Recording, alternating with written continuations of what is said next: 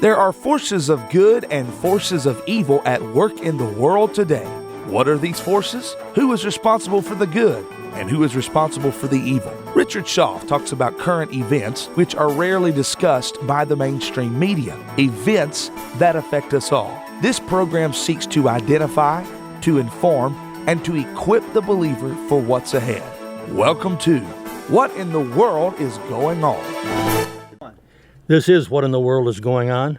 I'm your host, Richard Schaff. Program sponsored by Lincoln Log Homes. Both Lincoln Logs and me. We're pro-Christian, pro-American, pro-life, pro-Second Amendment, and here only by the grace of God. I promised you last week that I'd give you any follow-ups to the Epstein situation. I haven't forgotten it. I intend to keep you posted. Last night, just before the taping of this program, the grand jury, the coroner ruled that the Epstein death was suicide.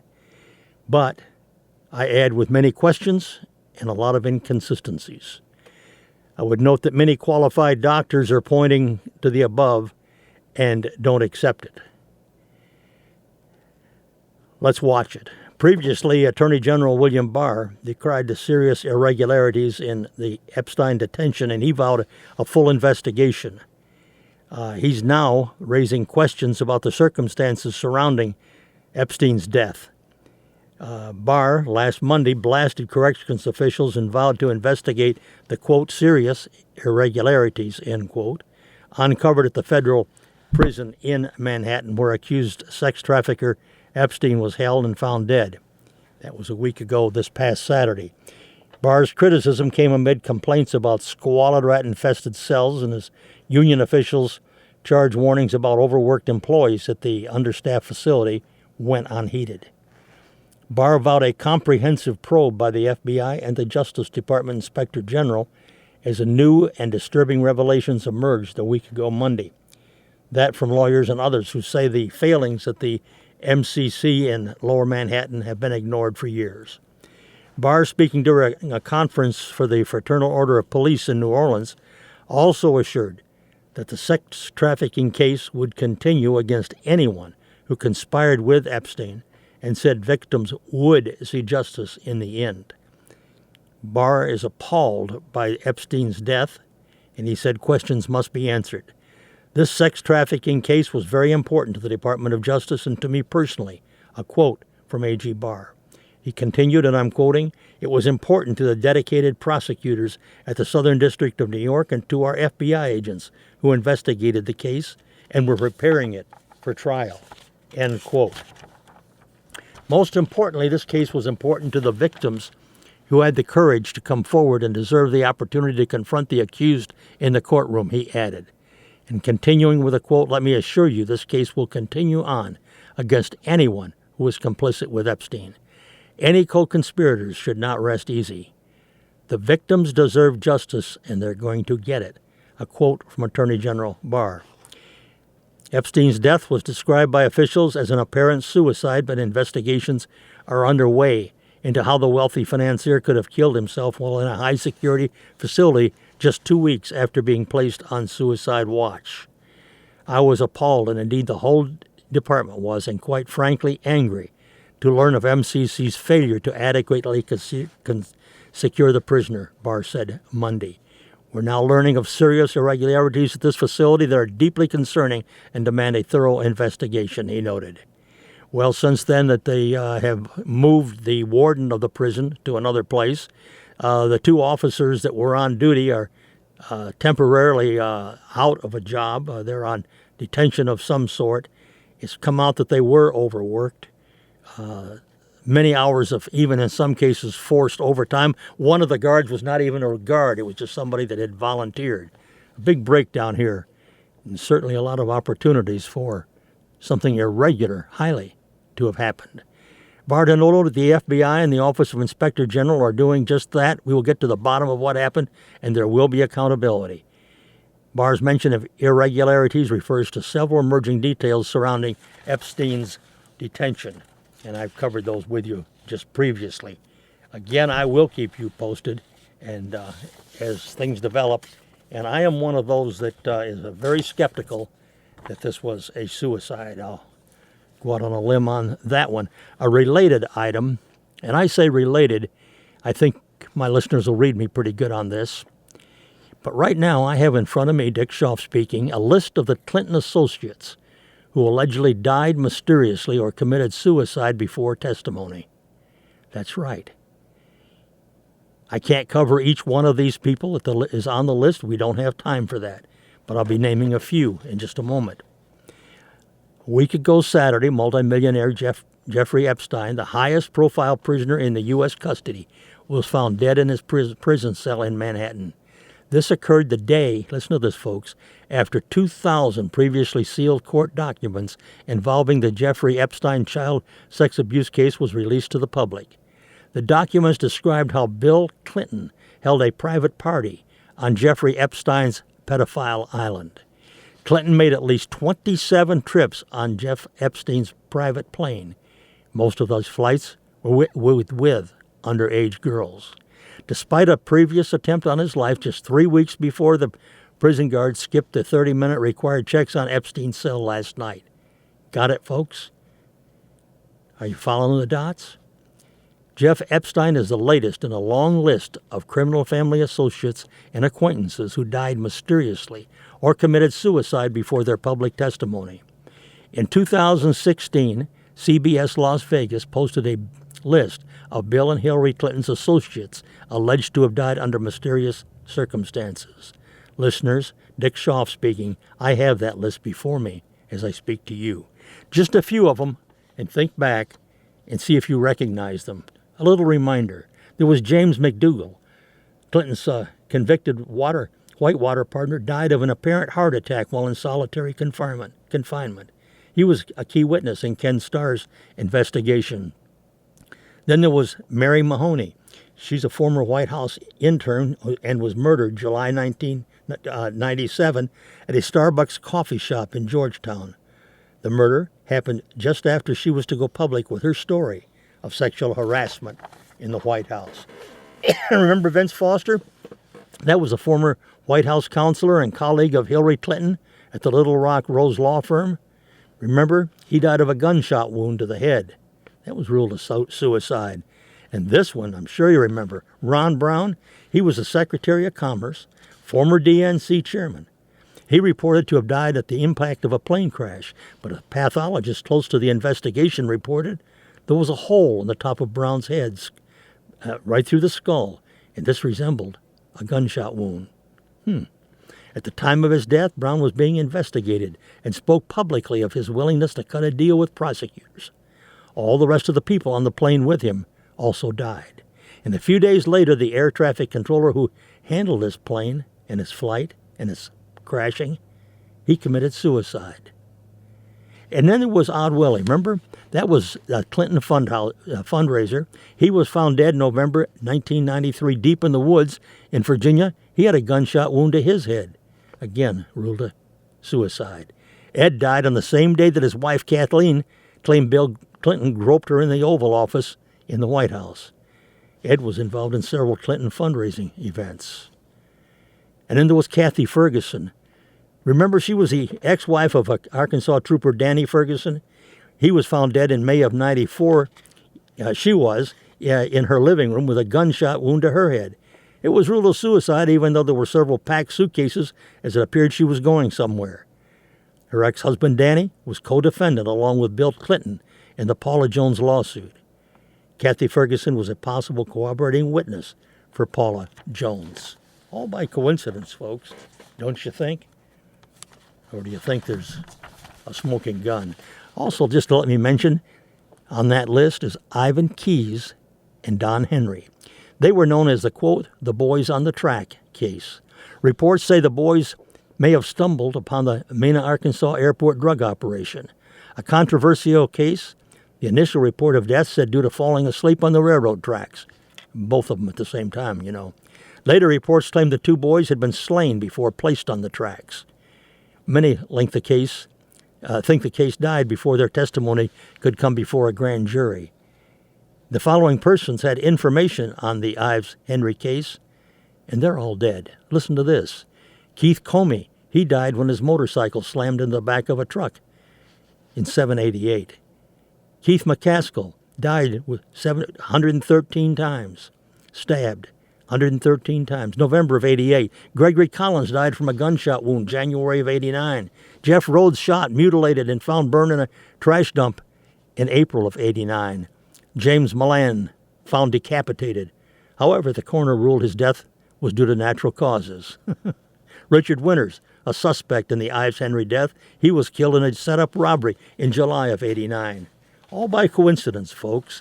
And the most recent death, how about Seth Rich, the D.C. staffer found murdered and, quote, robbed. Of course, there wasn't anything for him to get robbed of. That happened on July 10th. WikiLeaks founder Assange claims he had info on the DNC email scandal. And you know, folks, not included in this list that I couldn't give you all the names on were the 4 heroes killed in Benghazi. And now you can add multimillionaire Jeffrey Epstein to the list. Just thought you'd like to know. Sound a little far-fetched? All of these suicides? Follow the dots. You're smart listeners. And, by the way, in a change of subjects completely, let's look down at that El Paso shooting. And listeners, don't get fooled again. The anatomy of a false flag event. A publication put out by Dave Hodges gave me the idea for this and a lot of the information. But with regards to the JFK, Robert Kennedy, Martin Luther King assassinations, 9/11, the Oklahoma City bombing, Ruby Ridge, Waco, the Vegas massacre, remember them? Don't get fooled again. History shows that when the FBI moves in to control the crime scene and manage the first scene, the first casualty is the truth. In the case of the El Paso shooting, I was stunned but not surprised by the emerging similarities between the John Kennedy assassination, the Robert Kennedy assassination, the Aurora CEO Batman mass killing, and the Vegas massacre. We see striking similarities with each other in the most recent, the El Paso massacre, which has now left 23 dead. We can know the globalist playbook because we have seen it too many times. The cover-ups are normally very sloppy and have more holes in the official narrative. It's usually bigger than a bowl of Swiss cheese. We've often thought if the alternative media had been around back in '63, the JFK assassination would have been solved in less than a week. Well, it's still not officially solved, folks. Of course, the officials that are investigating always have a fallback position that only a conspiracy theorist like you or me, only someone like us, would believe anything except the official narrative. In recent years, the FBI controls the investigation, even though it is clearly a local matter. This strategy of seizure, the narrative by the FBI, is an attempt to centralize the control over the false flag event by controlling witnesses and preventing leaks, as much as they can, that is. Who can forget the jurisdictional battle that took place between the local Texas coroner Earl Rules and the Secret Service following the JFK association? I remember it. Don't you? Rose demanded to do an autopsy as required by Texas law. Think also, folks, Judge Scalia. There was a violation of Texas law there on an autopsy. Anyway, getting back to the JFK assassination, the Secret Service seized his body and formed a phalanx and nearly ran over Rose. At the same time, LBJ had ordered the presidential limousine stripped and scrubbed of any forensic evidence. The federally controlled fix was in, and we see this element of control now in El Paso, Texas. In the Vegas massacre, multiple accounts of shooters running around the streets near other hotels, and many people were sequestered inside the hotels so they couldn't tell their story. While following the Vegas massacre, we saw published video interviews with many of those people in those circumstances. Along these same lines, we know that Lee Harvey Oswald could not have done all that shooting at the time frame allowed, and his weapon was incapable of doing the crime, as described by the Warren Commission. And both photographic and eyewitness accounts have placed a hit team behind the picket fence on that grassy knoll. They were all ignored by the authorities.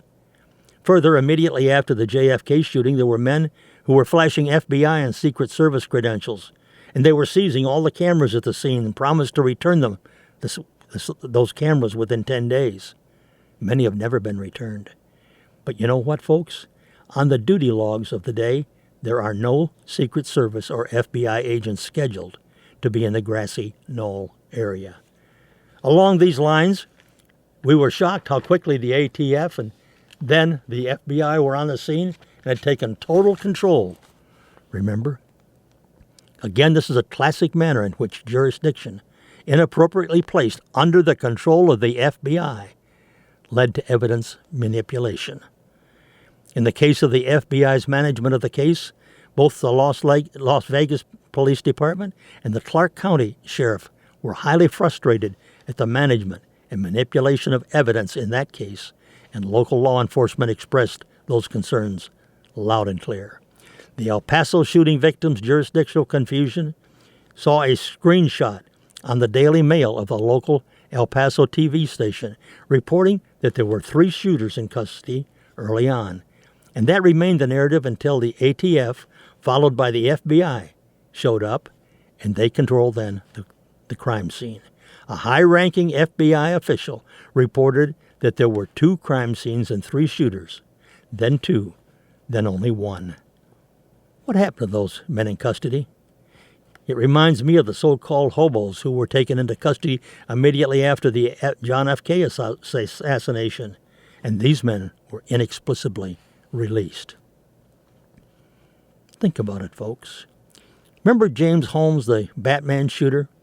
He had written material that was fragmented, contained different writing styles, but supposedly it was all written by Holmes and designed to provide motive for his actions in Aurora, Colorado. Well, Holmes was a poor medical student. Somehow he acquired about $80,000 of military-grade equipment designed to give him an identity of a radical extremist capable of mass murder. And in El Paso, Carusis had eyewear, sophisticated earbuds, which according to the federal law enforcement officer is highly unusual in a shooting like this. The medical student Holmes even booby-trapped his own apartment. He had no military training at all, and nobody ever knew of his interest in guns. Kind of a weird coincidence. In the case of JFK, RFK, and Martin Luther King, the, quote, lone nut assassin, end quote, had a diary stating intent. So, let's take a look at it. The 3 major assassinations of the 20th century had all these elements in common. We've got to also see something similar with the Paddock Vegas massacre. And now we have the so-called Crucis manifesto. Early on, it was predicted Crucis in El Paso would have something in writing that would implicate him. We see this played out again with El Paso shooter. In the midst of an 11-hour trek from Dallas-Fort Worth to El Paso, he unloaded his manifesto to social media, and a mere 20 minutes later, he was committing mass murder.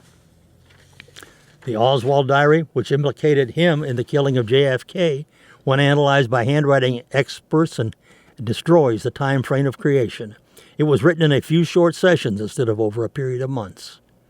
And Oswald wasn't a scholar, and the level of writing was above his academic skills. This was all well documented. And we saw the same strategy with Martin Luther King and Robert Kennedy. Same song, 15th verse. Modern-day Manchurians commit suicide by cop or self-inflicted suicide. The subtitle says it all. The so-called Vegas shooter Paddock fits this profile, as do the many other mass shooters. However, everything does not always go according to plan. In both cases, James Holmes and Patrick Crucis were found by law enforcement officers. They found them dazed and confused, sitting in their cars. This is classic Manchurian post-event hypnotic suggestion. This is the fail-safe programming of a Manchurian candidate that they should not die in the act or take their own lives. Look for this element in the Crucis story to change because of the similarities to Holmes. Back to the JFK. Remember Governor Connolly's hospital stretcher, the so-called magic bullet that was placed on his stretcher?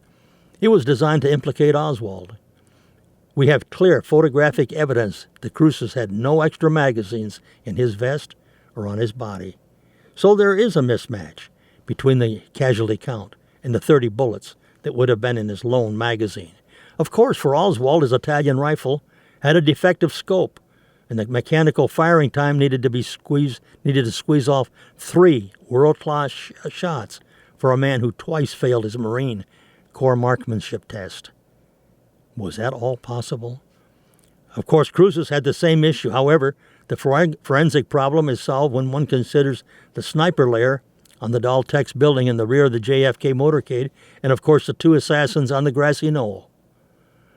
Believe me, there's going to be Cruces accomplices as well.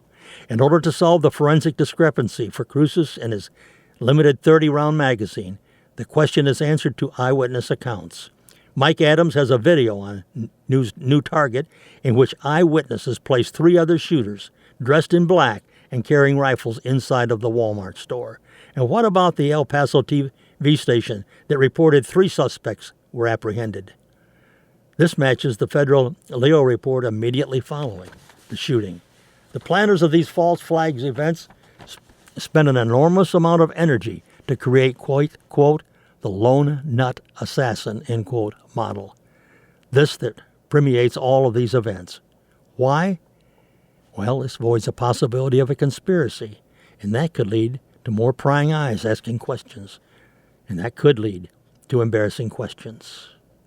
Connect the dots, good listeners. Connect the dots. The long frustration with the JFK case was that the public knew that the official narrative was a lie. However, the ensuing debates focused solely on the forensic of the case and not on the motives and identities of the planners of this assassination. If the false flag planners can keep the public focused on this variable, they escape detention. The deep state of today is so brazen, they don't care about a complete cover-up. They just want eyes off the perpetrators and their true motives. Why are false flags carried out? Well, I'm going to provide you with at least one teaser. When the Batman shooting event took place, Obama signed a gun control UN treaty just a couple of days later. This took attention off from this betrayal of the Constitution by Obama, and we're seeing that happen right now with our president. There's much more to come. We can confidently state that when one understands the anatomy of a false flag event, when we can see what is coming our way, and that is what when we need to focus, and we need to focus on it in the near future. I trust I'll be able to bring you more information on the subject. A second promise I promised you last week with a follow-up on. In fact, I started the article. I gave you a little teaser. I'm going to complete it today as I said I would last week. That prominent Democrat who stands up to the mob and says Donald Trump is no racist. Remember it? I'm going to start it from the beginning, some of it repeating from last week. Trump harried hatred may be a good business for some, but the failure of Democrats to accept the electoral defeat of 16 and the escalation of violent imagery and rhetoric, the attempted coup by the Russian hoax, the escalating violence against Trump supporters is corrosive of the public health to the republic. There are still a few leaders among the Democrats, far too few, who are willing to stand up against this insanity. One of the Democrat office holders, as I mentioned last week, a man who knows Trump the man, one who knows him best, is a guy named Andrew Stein, the longtime borough president of Manhattan. Taking to the pages of The Hill, he writes of the overwhelming evidence of Trump's true attitude on race. It's really a must hear. It relies on facts, not just opinions. Andrew Stein was talking at a film festival back in 2009. He said, and I'm quoting, "Donald Trump is no racist. I've known him since 1973 and have never seen any indication or any form of racism. In fact, quite the contrary." He notes that when he was Manhattan Bureau President and President of the New York City Council, he asked him numerous times to help black or Hispanic groups, and he always came through, many times without publicity. When a hurricane ravaged Puerto Rico in the mid-'80s, I asked many big companies to give various forms of assistance, so says Steen. But the problem was how to get all of this information and aid down to Puerto Rico. He said he called Trump, and Trump provided him with a 727 jet to take all the donated material down to the island, and he didn't even ask for any publicity for the act. Stein has a friend, Reverend Floyd Flake, the minister of the largest black church in Queens. That's in New York City, folks. Reverend Flake asked several times for help for his senior center. Stein noticed he again called Trump, and each time Trump wrote a big check. One day I met an African woman in the street with her 2 adorable young kids, Stein noted. She was homeless, and I gave her some money and then asked Donald to get her into some low-income housing in Queens. He came through, and he didn't have any fanfare for it. When President Trump recently attacked Congressman Elijah Cummings, he was not doing it because Cummings is black, but because he's a president. The president is a counterpuncher. And he's right that Cummings has been a congressman for 22 years, and that Baltimore, part of which is in the congressional district of Cummings, it's a mess. The city's gotten worse during his tenure. More poverty, more drugs, more crime. Right now, folks, it's time for grown-ups among the Democrats to save their party from total madness. Think they're going to do it? We'll wait and see. The previous leads me out to all of this. After the shootings in Dayton and in El Paso, many Republicans are now caving to, quote, red flag laws, and that would end our Second Amendment rights. Second Amendment supporters, conservatives, and Trump backers are sounding warning alarms that Republicans in Congress, the party that has traditionally stood up for America's right to keep and bear arms, are preparing to cave on demands from left-wing Democrats to enact a federal, quote, red flag, end quote, law following the mass shootings in El Paso and Dayton. Many Senate Republicans are now uniting around Senator Lindsey Graham's bill that would effectively end yours and mine Second Amendment rights. Emmelode noted in their last Thursday post, following reports that South Carolina Republican had struck a deal with Senator Richard Blumenthal, Democrat of Connecticut, for a red flag bill. President of the United States Donald Trump's own daughter, Ivanka, is pushing it. That's right. Here's a tweet from Ivanka. Quote, Congress should enact red flag laws, extreme risk protection orders in every state, and increase resources dedicated to mental health support. That from Trump's daughter. That regarding the Lindsey Graham bill. John Harris, the executive director of the Tennessee Firearms Association, wrote in December of 2018 that while red flag laws were all the rage among blue states, they could at some point be federal. Boy, was he prophetic. Red flag laws empower the state to label someone as dangerous, and that only has to be based on the recommendation of a friend, family member, or other acquaintance. The person being charged does not know they've been charged because they are absent from the court proceedings. Most often, they only find out after the police arrive at their place of residence, sometimes with guns drawn during pre-dawn raids. That they're there to confiscate their otherwise legally owned guns. Known as extreme risk protection orders, the red flag laws are insulting to the Constitution in a number of ways.